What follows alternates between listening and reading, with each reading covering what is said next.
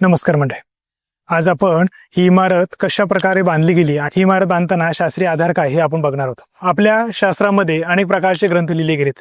शिल्पकलेचे सुद्धा असे अनेक ग्रंथ आहेत. मयतम आहे, मणसार आहे, वास्तुशिला आहेत, अशा अनेक प्रकारचे ग्रंथ आहेत. त्यातलं मानसार नावाचं जे ग्रंथ आहेत, या ग्रंथाच्या 23व्या अध्यायामध्ये वेगवेगळ्या प्रकारच्या इमारतींचं वर्णन केलं आहे. त्याच्यामध्ये ज्या ठिकाणी आपल्याला ऐश्वर्य, ज्या ठिकाणी आपल्याला आरोग्य, ज्या ठिकाणी आपल्याला बळ लागत असतं, अशा ठिकाणच्या इमारती या ऐरावत आकाराच्या इमारती असाव्यात असं वर्णन आले आहेत. या मानसारमधील 23व्या अध्यायाचे आपण आधार घेऊन या इमारतीची बांधणी केली आहे. या इमारतीचा आकार तुम्ही बघाल तर दोन्ही बाजूला जसं हत्तीचं तोंड असतं आणि मध्यभागी सोंड असते, त्या प्रकारची ती बांधली गेली आहेत.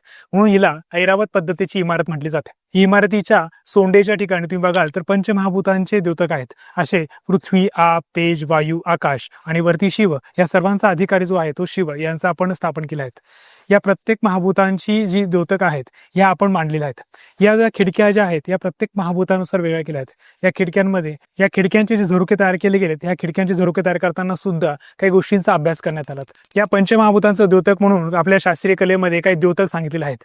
काही महाभूतांना चौकोन, त्रिकोण, गोल अशा प्रकारचे आकार दिले आहेत. पण आपल्या याच्यामध्ये वेगळ्या प्रकारच्या संस्कृती आहेत. या वेगळ्या प्रकारच्या संस्कृतीमध्ये सुद्धा या प्रत्येक पंचमहाभूतांना वेगळ्या प्रकारचे आकार दिलेत. या सर्व संस्कृतींचा मिलाप इथं व्हावा या हिशोबाने आपण या खिडक्यांमध्ये वेगळ्या प्रकारचे आकार घेतलेले आहेत आणि इथं तयार केले आहेत.